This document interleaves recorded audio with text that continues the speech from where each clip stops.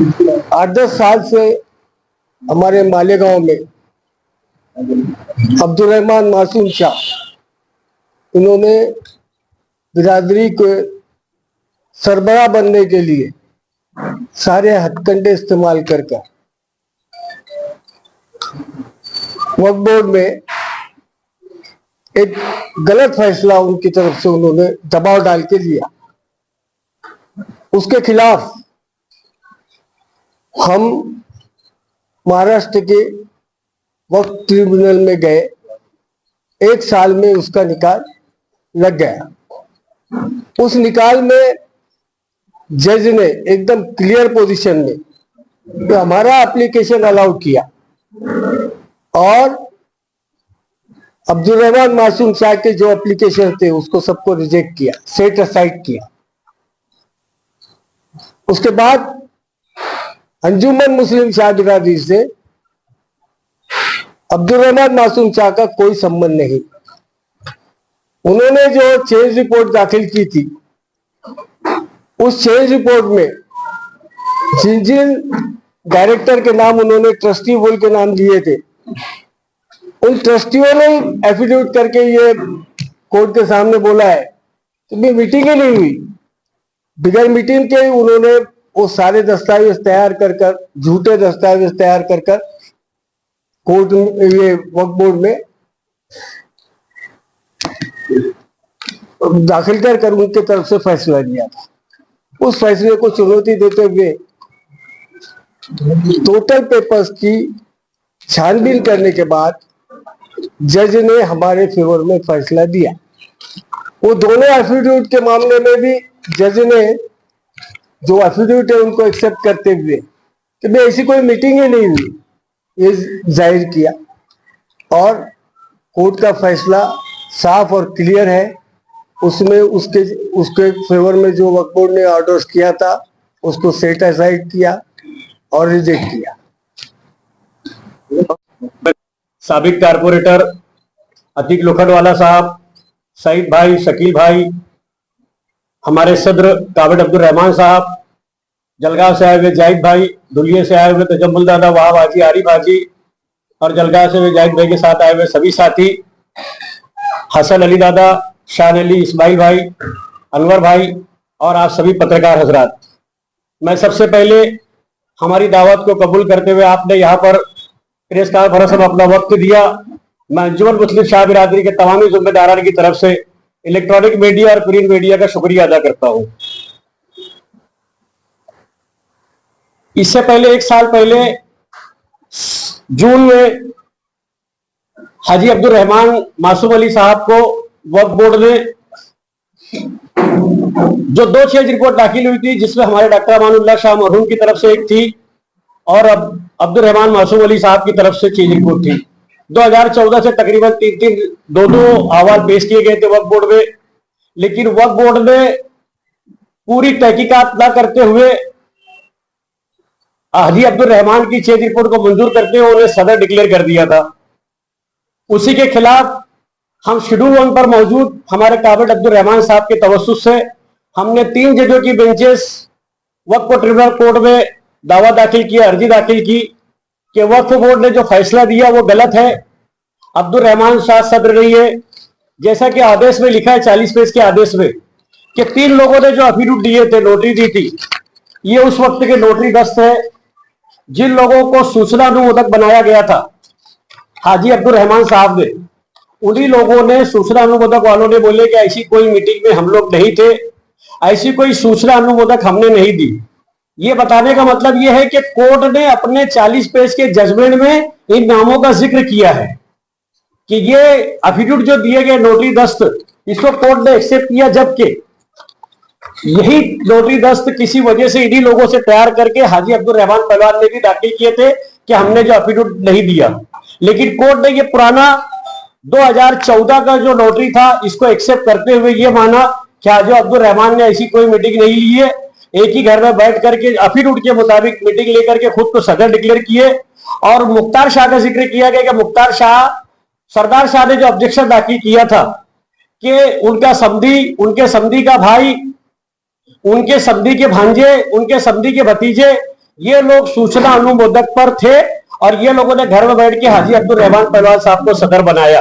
Court ने इसको माना और जुनैद सैयद साहब जो सीईओ है उनकी एप्लीकेशन को, उनके आदेश को कोर्ट ने रद्द किया। हम कोर्ट के शुक्रगुजार हैं। शेड्यूल 1 पर कोर्ट ने ये, जब उनके वकील ने बहस किया तो हमारे वकील साहब बताए कि किस तरह शेड्यूल 1 के हाजी काबरेट साहब को एक्सेप्ट करते हुए कि शेड्यूल 1 का आदमी आज हयात है और वही आदमी बॉडी चूज सकता है। दूसरी तरह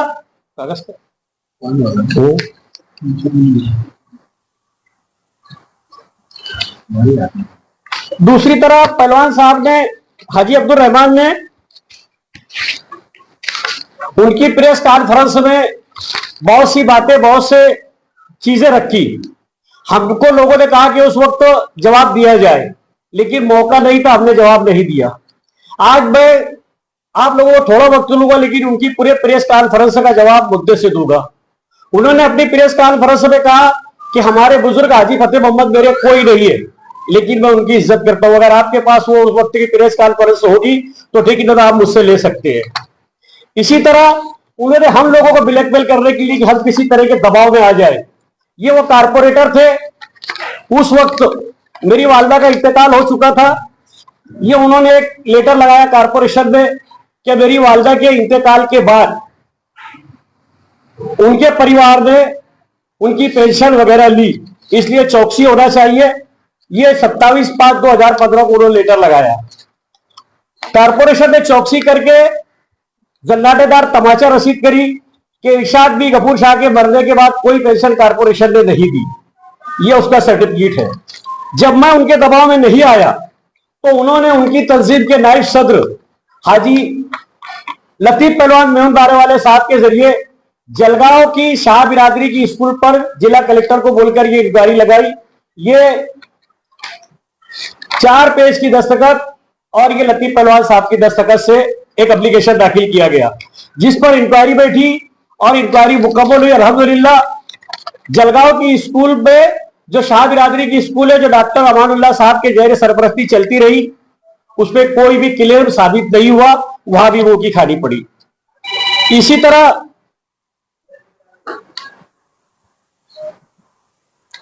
उन्होंने अपनी कॉन्फ्रेंस में कहा कि कुछ लीडर मौजूद है और कुछ लीडर इस दुनिया से चले गए। उन्होंने बिरादरी में दरार डाली, बिरादरी में ना इत्तेफाकी डाली, बिरादरी को 2 ग्रुपों में बांटा। लेकिन जब अब्दुल रहमान साहब को मालेगांव का मुकामी सदर हाजी सुजात अली साहब को हटा करके नौजवानों की ख्वाहिश पर, शहर की ख्वाहिश पर अब्दुल रहमान मासूम अली को जब सदर बनाया गया था गांव का, तो गांव जिस तरह जलगांव की मुकामी बॉडी जलगांव का स्कूल देखती है, इसी तरह यहाँ की मुकामी बॉडी यहाँ के जमात खाना जो शाह जमात की मिल्कियत है उसको देखती है। इसलिए उनके पास हिसाब किताब था, हिसाब किताब क्लियर था। ये उन्होंने वक्त बोर्ड में माना, लेकिन हमने बताया कि मुकामी सदर की जिम्मेदारी है, मुकामी सदर रहा करते। उन्होंने दूसरा कहा कि मैंने बिरादरी को बच्चे की तरह एक करा। ये उनका बोलना सरासर झूठ है, क्योंकि हमारे बुजुर्ग हाजी सुजात अली, हाजी फतेह मोहम्मद, डॉक्टर अमानुल्लाह शाह, हत्ता कि उस वक्त जो लोग फाउंडर मेंबर थे, रहमान काबिनेट वगैरह, सब ये लोगों ने 1973 से बिरादरी को एक छोटे पौधे से लगाकर सायेदार दरख्त बनाया। उन्होंने कहा कि मुझे एमएलसी या एमएलए बन जाता, मैं शरद पवार मुझे एमएलसी बना लेता। मैं उनसे कहूंगा कि मरहूम शेख रशीद साहब का शुक्रिया अदा करे कि उन्होंने पीछे के दरवाजे तुम्हें कारपोरेटर बना दिया और आपके नाम के आगे साबिक कारपोरेटर लग गया। एमएलसी और एमएलए के बात बहुत दूर है। अब्दुल रहमान भाई, आप किसी वार्ड से चुनकर नहीं आ सकते बगैर किसी लीडर के सपोर्ट के। दूसरी बात, उन्होंने कहा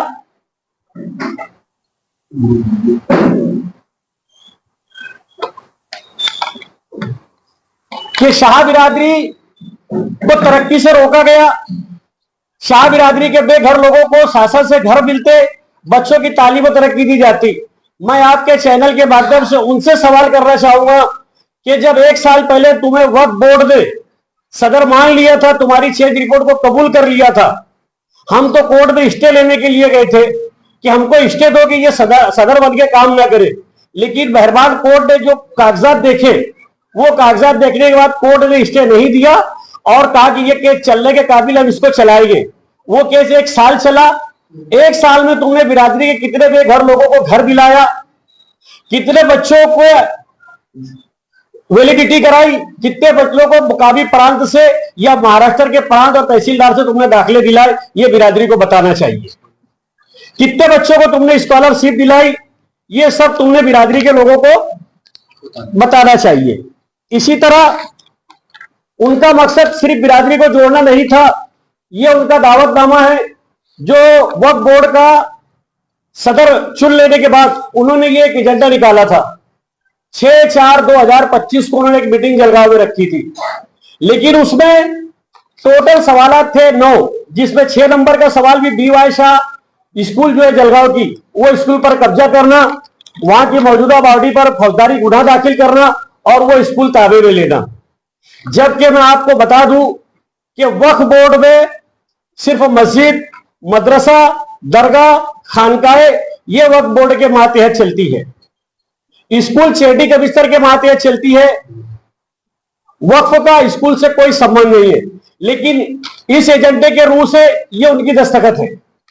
इस एजेंडे में साफ जाहिर होता है कि बिरादरी को मुत्तहिद करना, बिरादरी के बच्चों की फलाह बहबूद के काम करना या बिरादरी के बेघरों को घर दिलाना, ऐसा कोई उनका मकसद नहीं रहा। उनका मकसद सिर्फ जलगांव में जारी BY शाह स्कूल जो डॉक्टर अमानुल्लाह शाह की सरपरस्ती में वहां के मरहूम अहमद हाजी साहब की सदारत में चलती थी, चलती है और इंशाअल्लाह आखिर तक चलती रहेगी।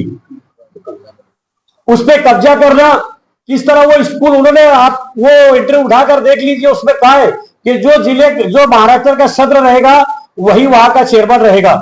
ऐसा कहीं पर भी बायलॉज में नहीं लिखा है, क्योंकि वो मुकामी लोगों की मिल्कियत है। मुकामी लोगों ने अपने खून पसीने की कमाई से सींच कर उस छोटे से पौधे को सायेदार दरख्त बनाया है। इसी तरह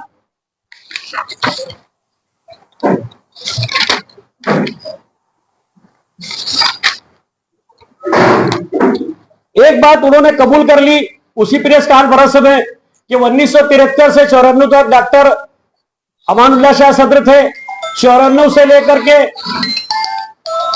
2004 तक हाजी फतेह मोहम्मद साहब थे और 2004 से 14 तक डॉक्टर शौकत थे। लेकिन डॉक्टर शौकत ने 21 की बजाय 23 की चेंज रिपोर्ट दाखिल करी, जो कि हमारे बायलॉज में नहीं था। हमारे बायलॉज में 21 ही था।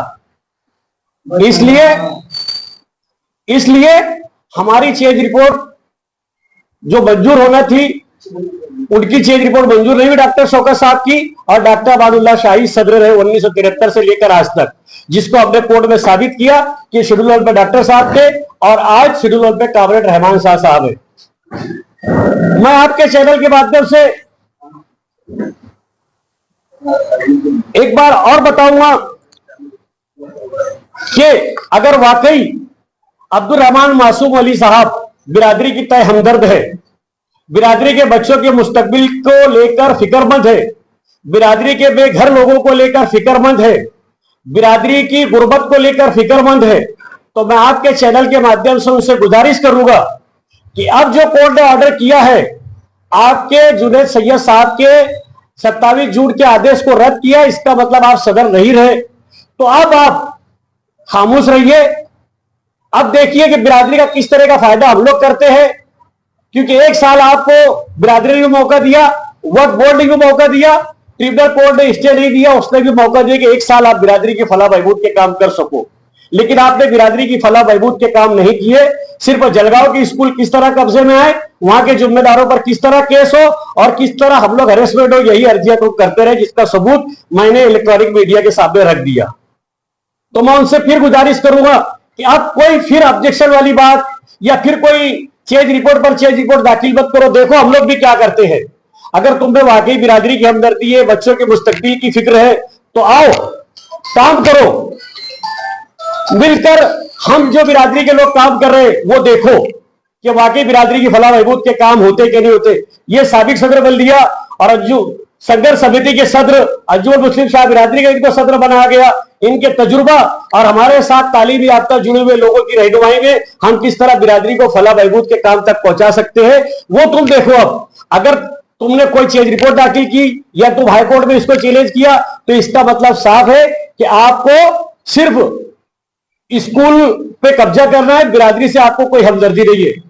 मैं धुलिया के एमएलए डॉक्टर फारूक शाह साहब का भी शुक्रिया अदा करूंगा कि उन्होंने गुज़श्ता महीने जो वहां का मुकाबली सदर चुना, तो महाराष्ट्र के ओहदे पे रहने वाले जो दो ग्रुप की खिलाफत थे, उनमें से किसी भी सदर को दावत नहीं दी, क्योंकि उनको समझता था कि कल ये केस कहीं ना कहीं ऐसे रुख पर जाएगा कि जहां पर किसी को एक को शिकस्त और एक को हार होगी। उन्होंने वहां की बिरादरी के तवस्सुस से, बिरादरी की अक्सरियत से वहां अंजुमन मुस्लिम शाह बिरादरी का सदर चुना। मैं वहां के मुकाबली सदर को भी और डॉक्टर फारूक शाह साहब को भी मुबारकबाद पेश करता हूं। इसी तरह आपके चैनल के माध्यम से महाराष्ट्र के तमाम ही शाह बिरादरी के लोगों से, अंजुमन मुस्लिम शाह बिरादरी के जुम्मेदारान से और आज शाह बिरादरी के फर्दों से गुजारिश करूंगा कि आओ हमारे साथ चलो, आओ हाथों में हाथ दो, हमारा साथ दो और देखो कि हम किस तरह बिरादरी की तरक्की, फलाह, बहबूद के काम करते हैं। अगर नहीं करें तो हर 3 साल के बाद चुनाव होता है, हम आपके लिए जवाबदेह रहेंगे। यही पैगाम मैं आपके चैनल के माध्यम से उन तक पहुंचाना चाहता हूं। वकील साहब करीब करीब आ चुके हैं, अब 1 लाख भाई के बाद वकील साहब ही अपनी बात रखेंगे। आप